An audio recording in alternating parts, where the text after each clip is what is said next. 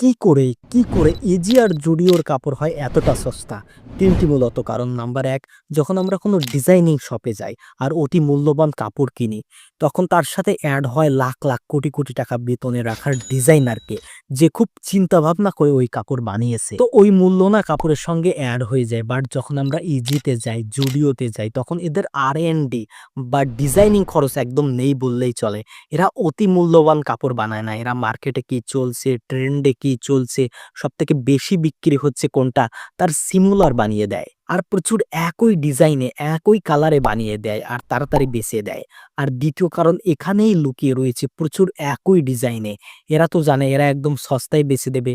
যার কারণে প্রচুর মানুষজন আসবে। মানে হলো সুনাম আসবে। আর মার্কেটে তোলপাড় পড়ে যাবে যে অমুক কোম্পানি। তো ওরা যখন একই কাপড়, একই ডিজাইনে হাজার পিস বানিয়ে ফেলে, তখন ওইগুলো বানানোর খরচ না একদমই কমে যায়। যার কারণে ক্রিয়েটিভিটি বারবার দেখানোর প্রয়োজন পড়ে না। আর নাম্বার ৩, অনেক বেশি মূল্যবান স্থানে প্রচুর ভাড়া দিয়ে শপ নেওয়ার কোনো দরকার নেই। যেখানে নরমাল সাধারণ মার্কেট বাজারে শপ দিয়ে দেন আর দোকান ভাড়া সেভিং করুন। তো এখন কি আপনি জানতে পেরেছেন যে ইজি আর জুডিওর কাপড় এতটা সস্তা কেন হয়?